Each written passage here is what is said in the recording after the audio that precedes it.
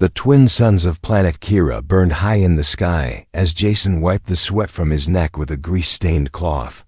He was fixing a broken hover drone, sitting in the middle of a noisy alien marketplace. Creatures of all shapes passed by, some with scales, some with fur, some floating in tanks, but Jason, a human engineer from Earth, had gotten used to it. He worked alone in this forgotten corner of the galaxy, trading repairs for food and fuel. Life was quiet, routine, and a little lonely, until today, as he adjusted the drone's stabilizer. He felt its eyes watching him.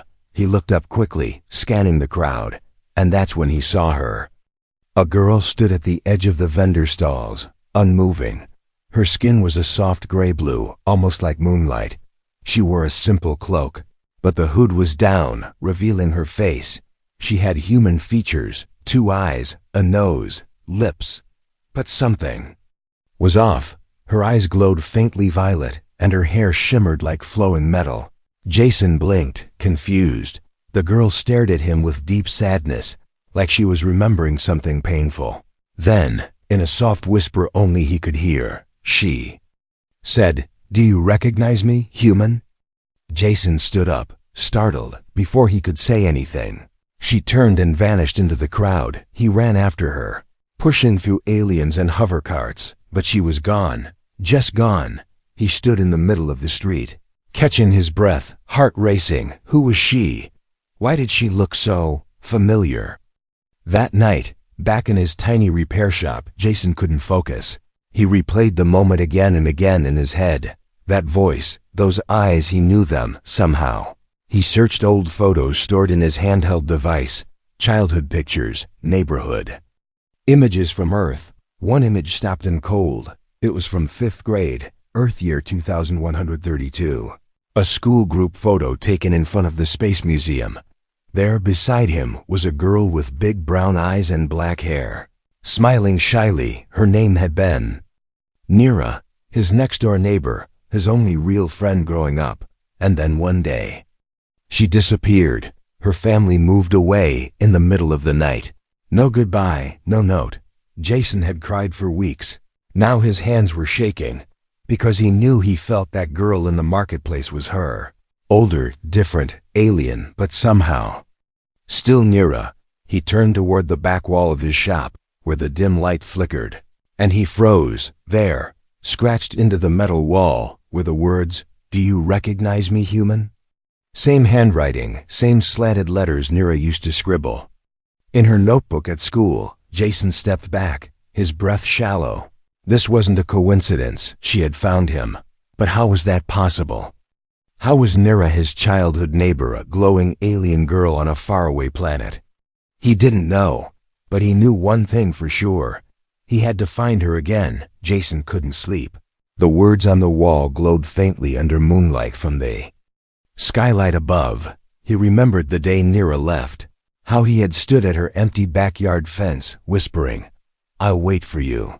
He never thought she'd actually come back, and he never expected her to look like that. The next morning, Jason packed a small toolkit and went back to the market. He stood where she had appeared, scanning every face, every shape. The hours passed, the heat burned, and the crowd never slowed. But Jason waited, because deep down, he felt she was near, and someone, somewhere in the shadows, was watching him again. Jason returned to the same marketplace the next day. He stood still for hours, just like yesterday. But the girl didn't come. Vendors shouted, creatures argued, and metal wings of trade ships passed above. But Jason kept looking, scanning every face, every shadow. His heart was heavy, his mind racing. Was she real? Or had the heat played tricks on him?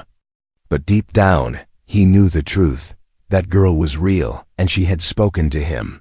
Not just with words, but with memory. Jason returned to his shop, closed the doors, and pulled out his old handheld device again.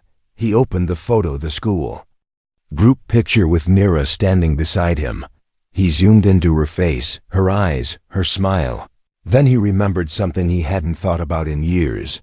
Nira had a habit of humming a tune when she was nervous. It wasn't a song from Earth, not one anyone else knew, Jason used to tease her and call it alien music.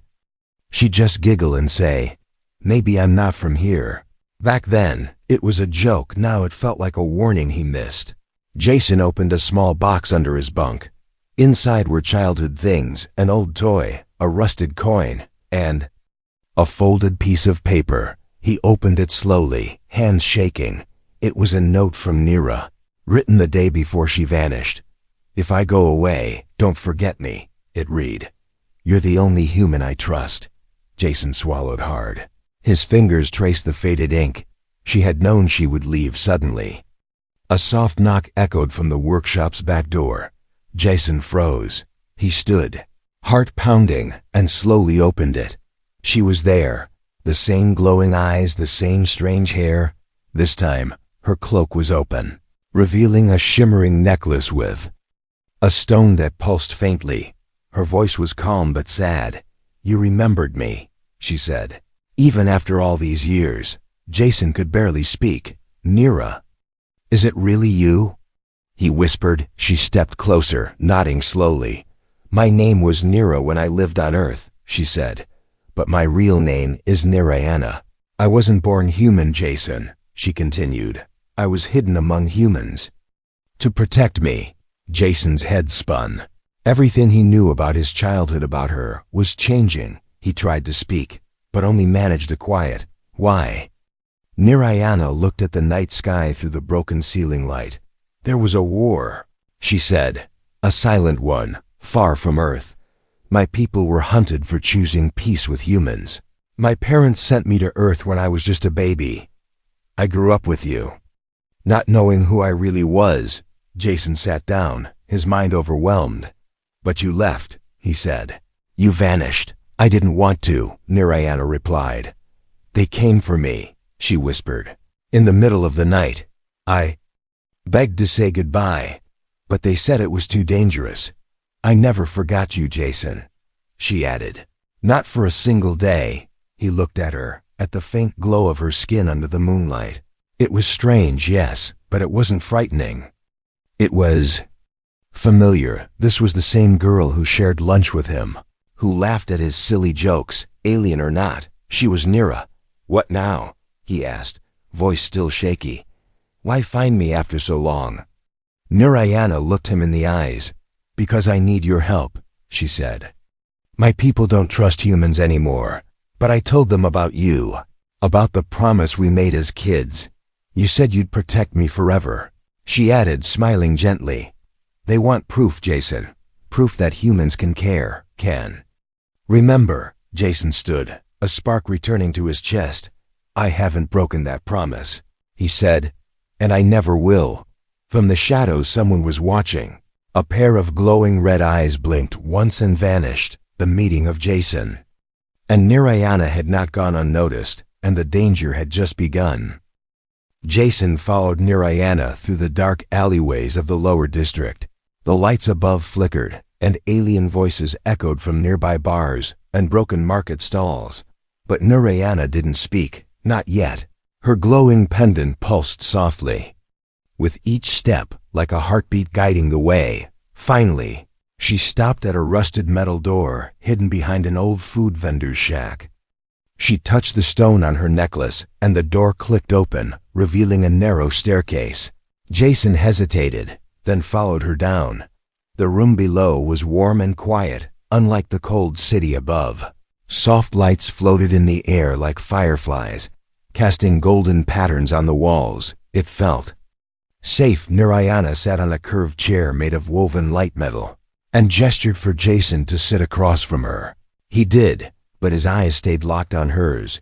"I think it's time I told you everything," she said slowly. "No more secrets." Jason nodded, leaning forward. "I need to know," he said. "What really happened to you that night?" She took a deep breath, her hands resting in her lap. "It was Earth year 2132, she said. "You and I had spent the day in the backyard. Remember? Making spaceships out of cardboard." Jason gave a faint smile. "I remember," he said. "You insisted yours had cloaking shields." Narayana chuckled softly, but the smile faded quickly. "That night, they came for me. She continued, "My real family." Jason leaned back, stunned. "You mean aliens?" He asked. "Yes," she replied. "But not invaders, not kidnappers. They were sent to rescue me." She looked down at her hands.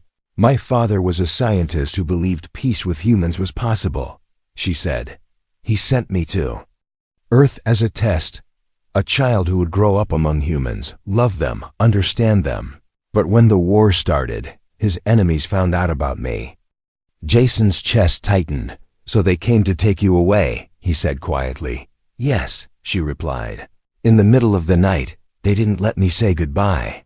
Not even to you." She paused, her voice breaking slightly. "They erased all records of me, my school files, our home address, everything. To the world. It was like I never existed."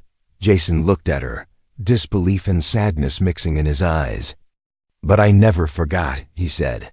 "Even when everyone told me to move on." "I know," she said.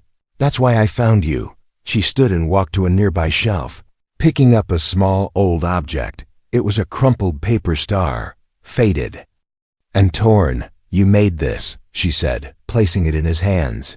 "You gave it to me on the last day and told me I was your star friend."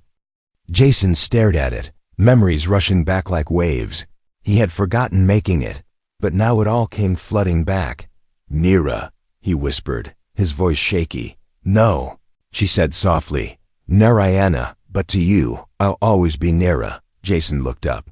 "Why now?" he asked. "Why after all these years?" Narayana's eyes darkened. "Because a new war is coming," she said.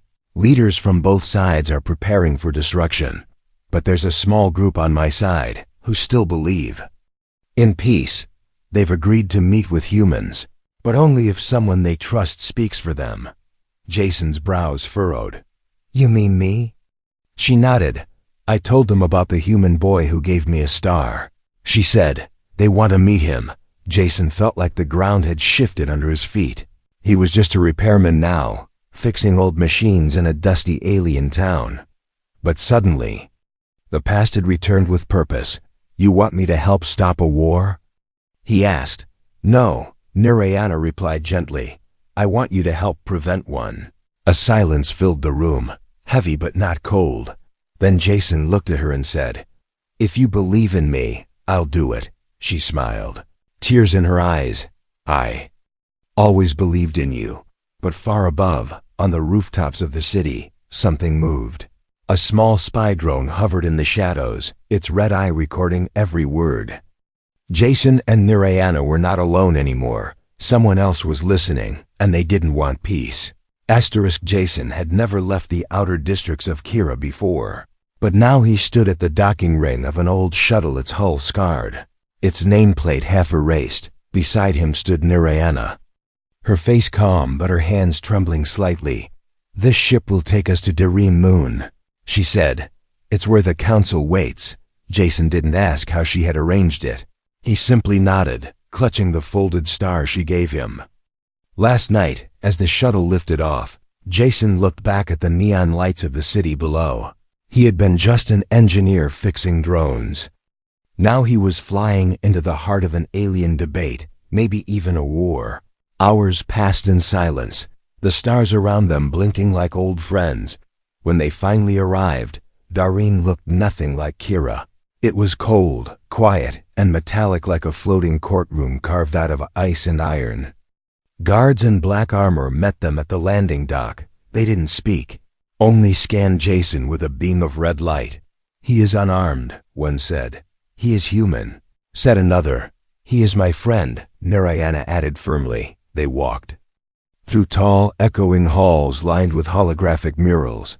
Jason caught glimpses of wars, ancient leaders, and Earth painted in the distance, like a planet once admired but now feared.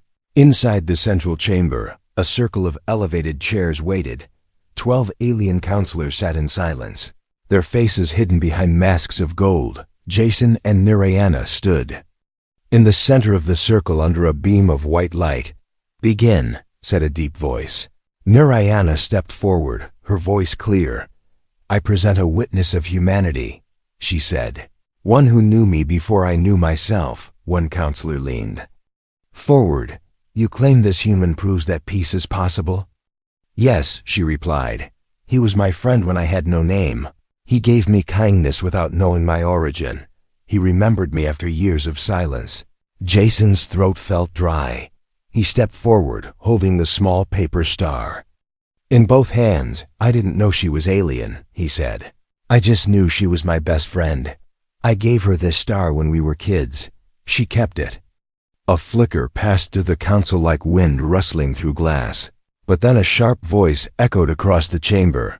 This is a trick, said one of the counselors. Removing his mask, he was older, with scars across his neck and eyes that burned like fire. He is a spy, he growled. A human trained to lie, sent here with a false story and a childish toy. Jason opened his mouth to speak, but guards stepped forward instantly. Wait! Narayana cried out. He's telling the truth. But the angry counselor raised a hand. You dare bring a human here and expect us to bow to your memories? Take them both to the vault, he commanded. The guards grabbed Jason and Narayana by the arms. Jason didn't fight, but his eyes locked with hers. I'm not afraid, he whispered. I am, she replied, because they don't care about truth. They were led down cold stone steps into a deep underground chamber. The doors sealed behind them with a hiss. No windows, no sound, only dim lights above. Jason sat on the metal floor, breathing heavily. They think I'm a threat, he muttered. Narayana sat beside him, her eyes on the locked door. They're afraid, she said. Not of you, but of change. She reached into her cloak and pulled out a tiny glass cube. Inside it floated a glowing thread of light. It's my memory, she explained, of us from Earth. Can you activate it? Jason asked. Narayana touched the cube to her pendant, and a hologram lit up the room. Jason saw a backyard fence, 2 children laughing, cardboard spaceships, and finally her hand in his. A forgotten promise spoken under a summer sky. We'll protect each other forever. Jason felt a lump rise in his throat. He turned to her and said, Let's remind them what that means. Above them, in the council chamber, one elder remained behind. She had seen the memory cube, and she had seen Jason's eyes. For the first time in decades, she felt something strange. Hope. But outside the chamber, the angry counselor sent a secret message to someone off-world. Prepare the strike, he said. The human has convinced her, and that is too dangerous. The vault was cold and silent. Jason rubbed his arms, trying to stay warm as he sat on the floor beside Narayana. The memory cube had gone dim again, and the walls around them pulsed faintly with energy. They were trapped, accused of lies, and forgotten by those who promised peace. Jason stood and walked the room slowly, eyes scanning the walls. There has to be a way out, he said. These walls aren't just stone, they're machines. Narayana looked up, surprised. You think you can hack your way out? Jason smiled slightly. I've fixed broken tech in junkyards bigger than this. He pulled a small multi-tool from his boot, one he'd hidden just in case. Crawling toward a corner panel, he carefully removed a plate and found blinking circuits beneath. It's old tech, he whispered. I might actually have a chance. As Jason worked, Narayana stared into the memory cube again. Inside, the flickering images of their childhood returned. The fence, the paper star, the moment they promised to protect each other. Jason, she said softly, I never told you the whole reason I came back. He paused and looked at her. She hesitated, then spoke. There's a faction inside my people, hidden, violent. They hate humans, and they plan to strike Earth. Jason's eyes widened. What? They're waiting for the council to reject peace, she continued. And when they do, they'll launch. Jason gritted his teeth and turned back to the wires. Then we don't have time, he said. We need to get out now. Suddenly, a faint knock came from behind the wall. 3 soft taps, then silence. Jason and Narayana froze. The panel beside them shifted, and a secret compartment opened. Inside stood a short, cloaked figure, one eye glowing beneath the hood.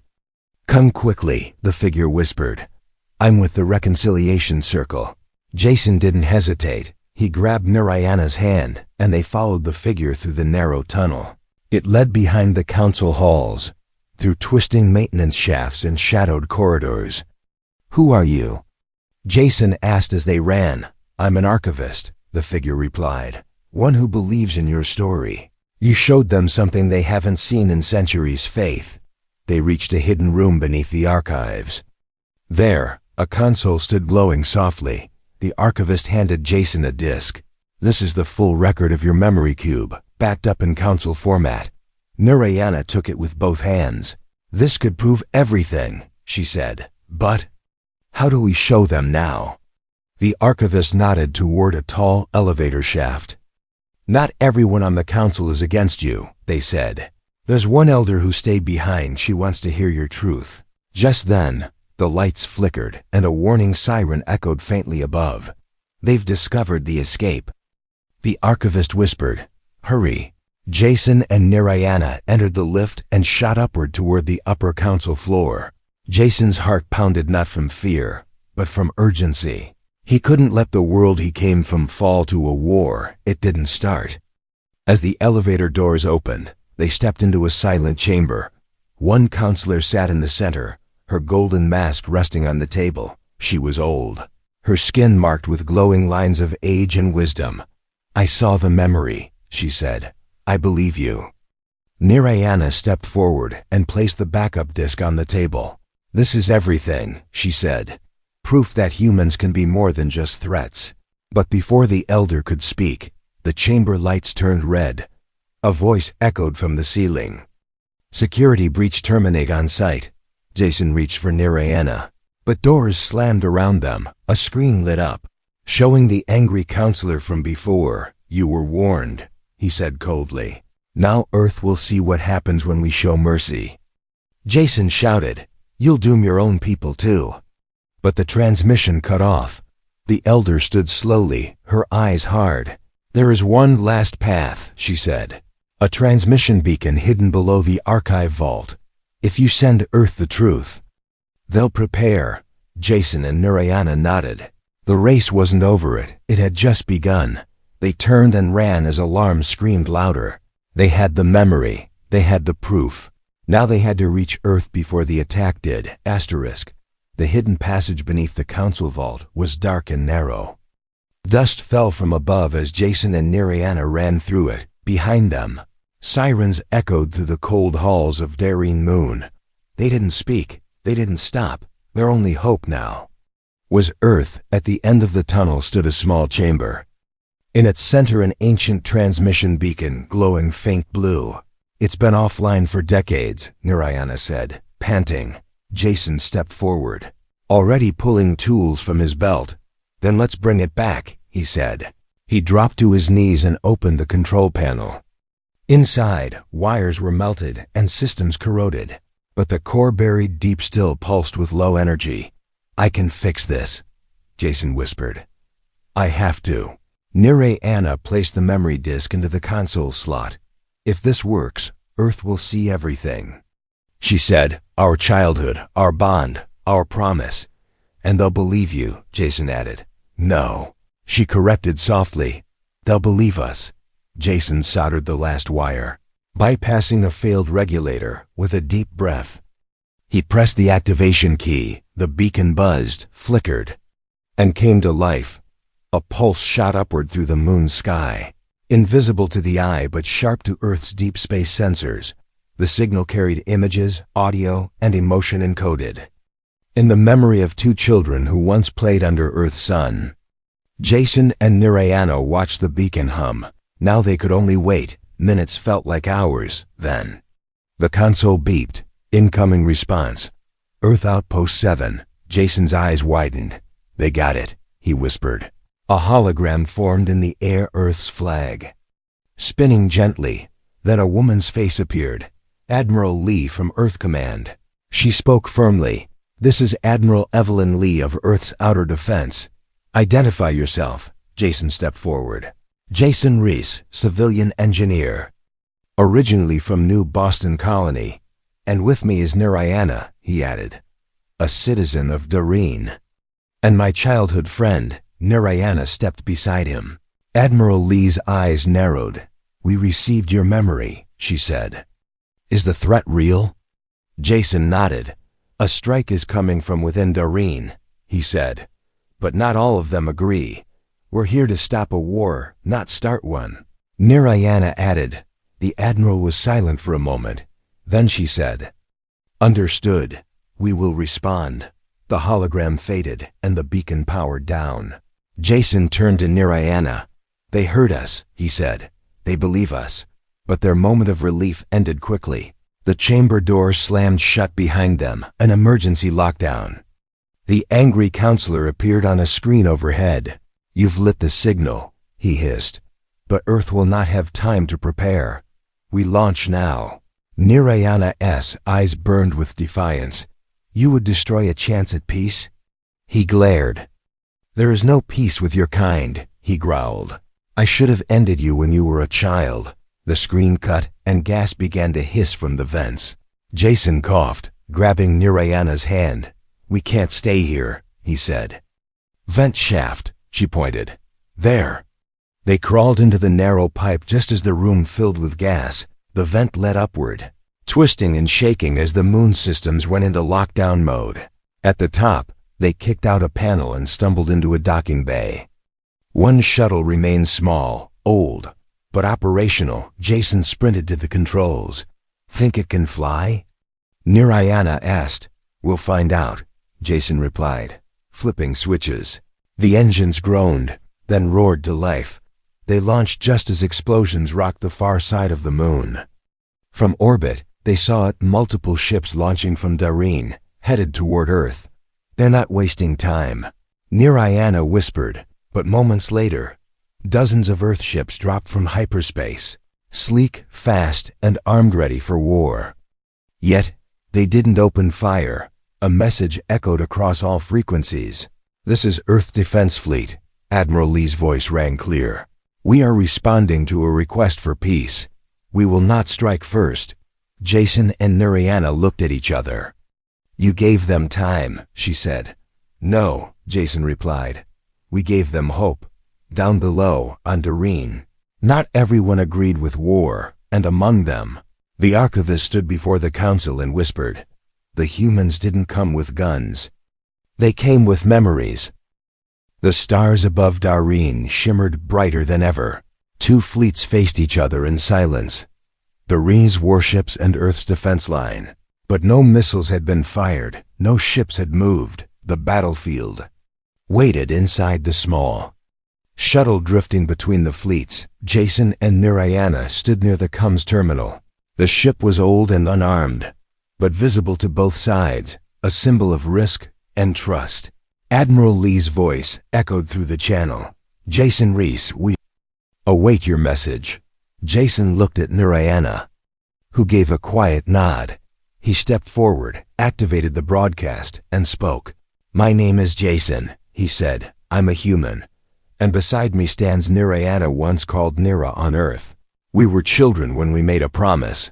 A hologram projected beside him, showing a backyard fence, two kids laughing. We promised to protect each other, he continued.